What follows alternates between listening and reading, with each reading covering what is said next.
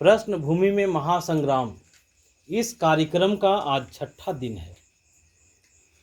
हम लोगों को आज भी 40 से 50 प्रश्नों को देखना है। पहले ही ये टॉपिक हम लोग देख चुके हैं और उपभोक्ता का व्यवहार, इस टॉपिक से सवाल हैं। और चलिए हम लोग बिना समय बर्बाद किए आज के प्रश्नों पर आएं और ध्यान से सुनिएगा। प्रश्न पहला सवाल ये है कि दो पूर्ण प्रतिस्थापन वस्तुओं की आड़ी लोच क्या होगी? अनंत। फिर से बताइए, दो पूर्ण प्रतिस्थापन वस्तुओं की आड़ी लोच क्या होगी? अनंत होगी। बताइए, अगर आड़ी लोच का मान 0 है तो वस्तु कैसा होगा? स्वतंत्र वस्तु होगा। अगर आड़ी लोच का मान नेगेटिव है तो कैसा वस्तु होगा? अगर पॉजिटिव होगा आड़ी लोच का मान तब स्थानापन्न वस्तु। और अगर इन्फिनिटिव है तो वस्तु का स्वभाव कैसा होगा? पूर्ण स्थानापन्न वस्तु। देखिए, इसको ठीक से याद करने की जरूरत है ना? इसको समझ के ठीक से अपने दिमाग में सेट रखने की जरूरत है। फिर से पूछते हैं, आड़ी लोच का मान हम बोलेंगे, आप वस्तु का स्वभाव बोलिएगा, ठीक? उसके बाद हम वस्तु का स्वभाव बोलेंगे, आप आड़ी लोच का मान बोलिएगा, ठीक? पहले बताइए, आड़ी लोच का मान हम बोल रहे हैं, आप वस्तु का स्वभाव बताइए।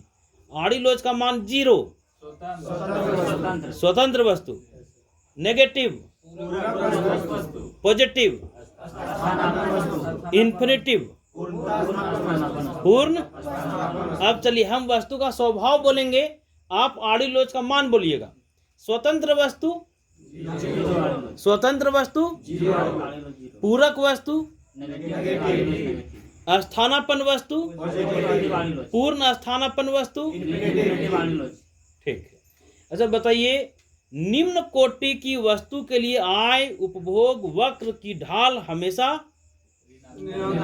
ऑप्शन सुनिए, निम्न कोटि की वस्तु के लिए आय उपभोग वक्र की ढाल हमेशा ऑप्शन ए दाईं ओर ऊपर उठती भी होती है, ऑप्शन बी पीछे की तरफ मुड़ी हुई होती है, ऑप्शन सी बाईं ओर नीचे गिरती हुई होती है, ऑप्शन डी क्षैतिज होती है।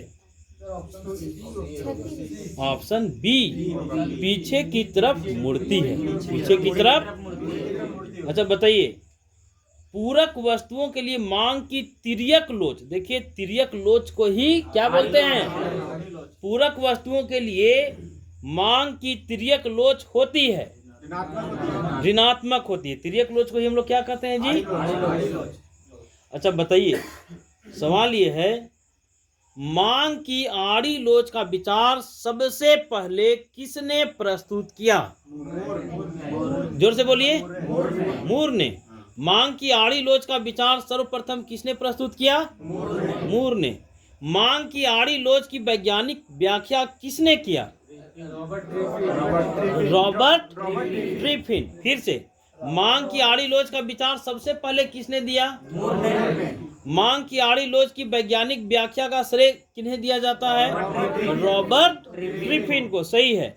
वैल्यू एंड कैपिटल तथा ए रिवीजन ऑफ डिमांड थ्योरी नामक पुस्तक के लेखक कौन है? हिक्स हैं। वैल्यू एंड कैपिटल तथा ए रिवीजन ऑफ डिमांड थ्योरी नामक पुस्तक के लेखक कौन है? एक अनपढ़ व्यक्ति के लिए निम्न में किस वस्तु की मांग की लोच शून्य होगी? टेलीविजन की, मोबाइल की, कार की, समाचार पत्र की? समाचार पत्र की। चलिए बहुत सही है। मांग की आड़ी लोच का विचार सबसे पहले कौन दिए थे? मांग की आड़ी लोच की वैज्ञानिक व्याख्या कौन किए थे? पूर्ण बेलोचदार मांग की स्थिति में मांग वक्र की आकृति कैसी होगी? लंबवत होगा या वाई एक्सिस के समानांतर होगा? बिल्कुल सही है, वाई एक्सिस के समानांतर होगा। मांग की बिंदु लोच की गणना का सूत्र बताइए। मांग की बिंदु लोच की गणना का सूत्र बताइए। बिंदु का निचला भाग बटा बिंदु का।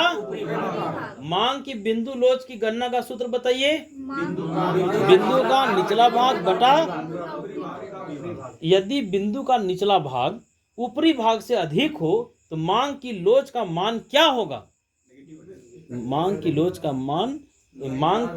का मान इकाई से अधिक होगा। फिर से, यदि बिंदु का निचला भाग ऊपरी भाग से अधिक हो तो मांग की लोच का मान क्या होगा?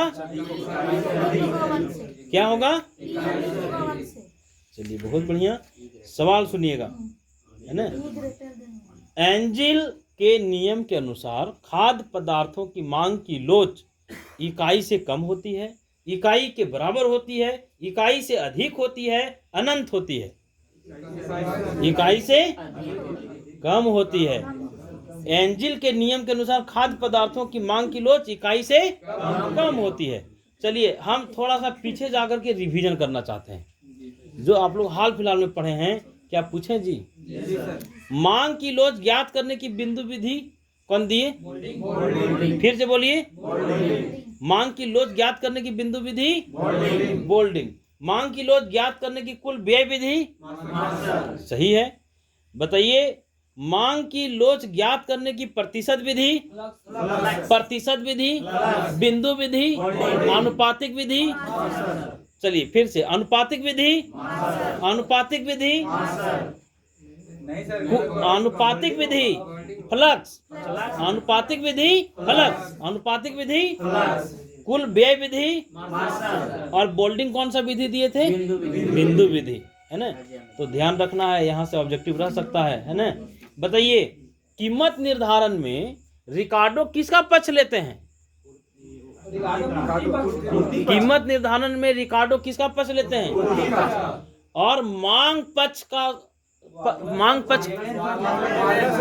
वालरस और कौन? सीमांत लागत किससे प्रभावित नहीं होता है? टोटल सीमांत लागत किससे प्रभावित नहीं होता है? टीएफसी से प्रभावित नहीं होता है।